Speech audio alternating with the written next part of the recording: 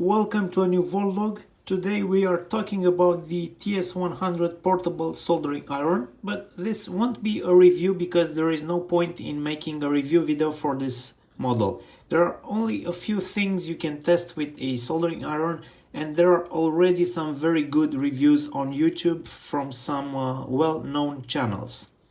I am however interested in how this iron will compare with the STM32 soldering station that I've been using for a couple of years. So if you haven't seen this before, I've shown it in detail in Voltlog number 85. This is a station which I got about 2 years ago, and I got it directly from Taobao with the help of a friend who lives in China. At that time it wasn't widely available, so it was a bit of a gamble, but it paid out because it uses these Heiko T12 tips, and as you can see I have a bunch of different models, and they work really well. Before we continue with the subject, I wanted to let you guys know about the sponsor of this video, jlcpcb.com. They are a professional manufacturer of printed circuit boards. Their website is super simple to use, and they are currently running a special offer. You can get 10 PCBs for just $2. Nowadays you can find similar models on AliExpress, so I will place a link in the description below if you'd like to take a look at the current offer for STM32 soldering stations. I'm curious though to see how this would compare with the newly acquired TS100 soldering station. The TS100 also is based on an STM32 microcontroller and uses a similar type of tip, which has the heating element and the thermocouple built in. And this type of construction ensures great thermal coupling, so the tip can really transfer the heat to the joint, and at the same time the sensing element is right at there, getting a very accurate reading of the tip temperature, and obviously the software can better compensate for that if it gets a more accurate reading. So there are two tests I would like to run. The first test would involve using one of these soldering iron thermometers to see how fast these irons can reach 300 degrees Celsius from a cold start at ambient temperature. And the second test would involve a more practical approach. I will take two PCBs with some large copper pads, and I will try to see how fast these two irons can melt solder on those relatively large pads. For both of these tests I will be using similar sharp tips on these irons. Here they are, as you can see, very similar. These kind of sharp tips are not the most useful when you want to do some PCB soldering, but this is what you get by default on the TS100, so I've selected a similar tip on my soldering station just to match their thermal properties. I don't know if the T12 tip is genuine Heiko or not. Obviously it would be better if it would be genuine, but there's no way for me to check that. As you can see, both of these tips look very clean, and they have been tinned with this special paste. It works really well, and I highly recommend you get one of these for tinning the tips of the soldering iron. Now for the actual test, some would prefer to add some solder to the tip before measuring, because that will ensure better thermal contact with the thermocouple present on our measurement device right here. So I'm gonna do that. I'm going to add just a little bit of solder to the tip of the iron to ensure better thermal contact with the thermocouple. Let's position the tip on the thermocouple and start it. The temp is set for 300 degrees Celsius.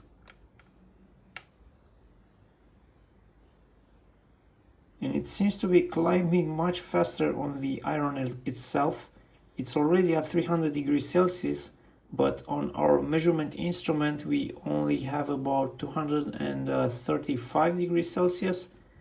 So that doesn't look good for this iron. There seems to be very big offset between the temperature we have at the tip and the temperature it believes it has, because at this time it just stopped heating. I can see it only pulls 200 milliamps from my power supply, so, and the temperature is around 245 degrees Celsius. So it just stopped heating because it thinks it hit 300 degrees Celsius. Okay, so I went and did some reading on the user manual, and you're supposed to calibrate this at room temperature by pressing the B button for entering thermometer mode. So right now we have the input voltage and the temperature of the tip, and by pressing the B button again, or a long press, it should, yeah, that's the sign shown for calibration succeed. So let's try this again and see if this internal calibration changed anything, if it made it any better.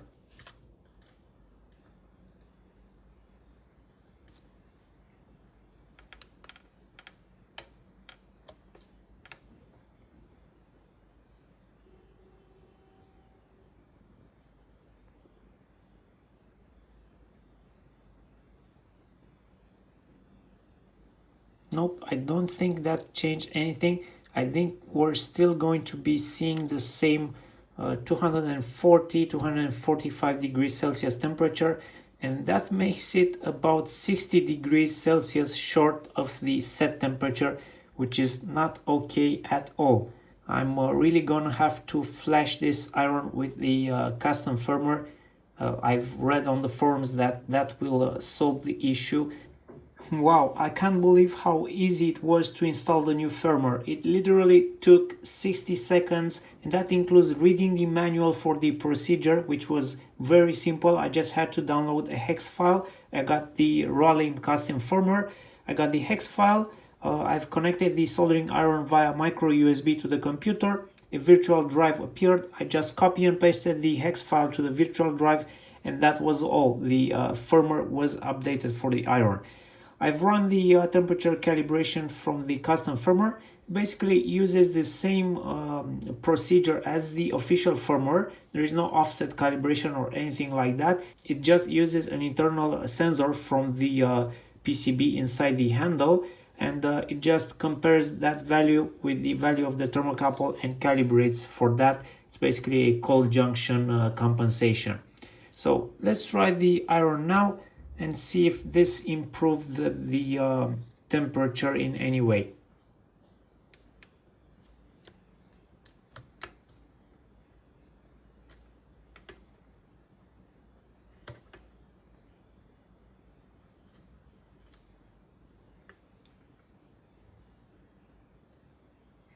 I think it improved the temperature sensing, but it still does not show 300 degrees Celsius like I have set on the handle.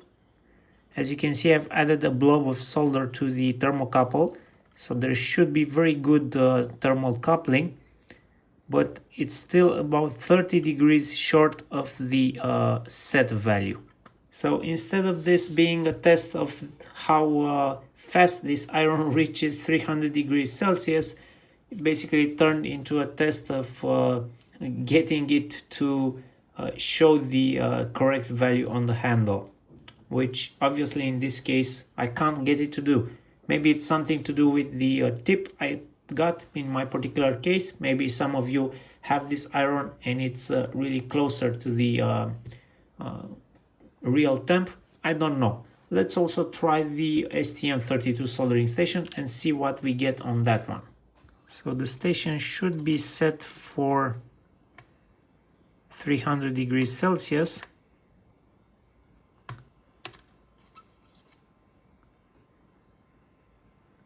As you can see, the temperature on this station updates slower, and it kind of keeps up with the temperature of the tip.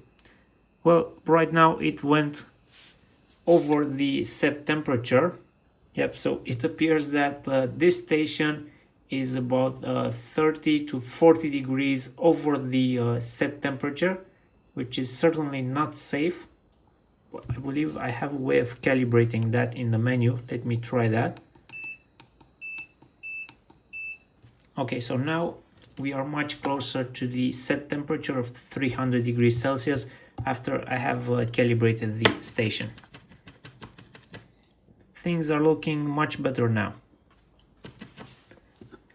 Just for checking the temperature accuracy of this device, I've brought in another thermometer. So let's do another measurement. 308 degrees Celsius. Let's also check on the thermocouple.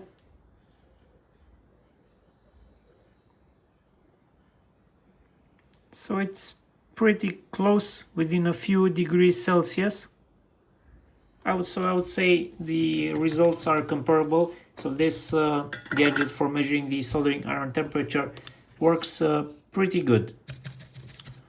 Let's redo the test on the TS100.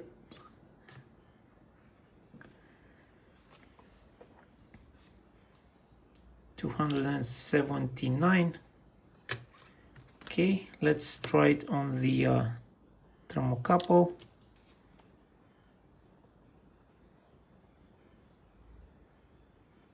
Yep, about the same measurement. So unfortunately for this test, it turned from a test of measuring how fast this iron reaches 300 degrees to a test where let's see if this iron really is showing the correct temp. And from what we've seen, it's about 25 to 30 degrees Celsius short from the value showed on the screen. And that is with the calibration done at room temperature.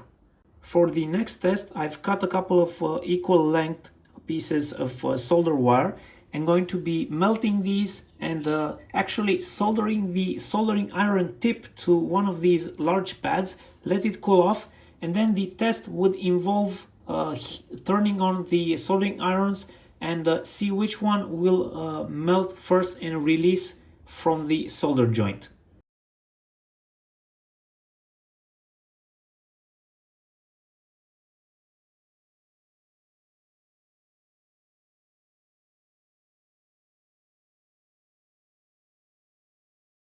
So here are the two soldering irons. They are suspended above my workbench, and these two PCBs are just being attached by the solder joint itself. Once I turn these two soldering irons on, they will start heating, and as soon as they reach the melting temperature of that particular leaded solder that I used, the PCB should fall down under its own weight.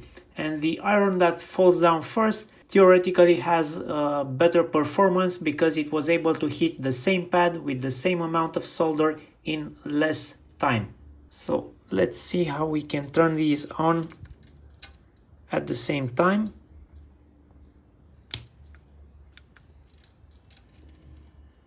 I think the TS100 started maybe a second faster than the station on the bench, and obviously it heated up faster. So the result of this second test was pretty obvious. We have the TS100 melting that pad faster than the T12 soldering station that I have here, and whether or not the T12 tip that I used is genuine or not, it doesn't really matter. What I wanted to show is that this cartridge tip that they use on the TS100 has excellent thermal capability. It works really well. It's a good soldering iron. The only problem I have, and it may be a particular case with the unit I got, I'm not sure. Maybe some of you have a TS100 and they measure the temperature accuracy. Maybe they can leave a comment below the video, but in my case the temperature reading is about 25 to 30 degrees short of the real value, while my soldering station gives me the option in the menu for compensating the temperature reading, and I can adjust for it to be plus or minus 10 degrees Celsius. So this makes it better for use on everyday soldering jobs, maybe with sensitive components. But the TS100 is not a toy, is a real soldering iron. It works really well. Another thing I observed while working, I used one of these laptop adapter cables to power it, and this feels pretty stiff. It's pretty stiff to work with this kind of cable attached to your hand, so I don't like this, but I think I can make a pretty nice custom cable with some very flexible silicone wires that will solve this problem. Nonetheless, I'm still going to be using the STM32 T12 soldering station for my everyday soldering jobs, but the TS100 will stay in my toolbox for those jobs where I need a portable soldering iron, because I can just pack a simple laptop brick power adapter for the soldering iron, or even a LiPo battery to power this remotely, and I'm pretty sure I can do very good soldering with this TS100 soldering iron. I will also have to order a couple of different soldering tips, because I don't really like working with these fine tips. Let me show you my day-to-day tip that I use. I use one of these T12 KU tips, which is like a knife tip but slightly smaller. I also have a bigger knife tip, but for day-to-day soldering jobs I prefer to use this small knife tip. So I'm probably gonna try to get something similar for the TS100. Thank you for watching this video. I hope it was interesting. Let me know what you think in the comment section below. And as always, you'll find links to all of the stuff shown in this video in the description below the video. Thank you for watching, and I'll see you next week.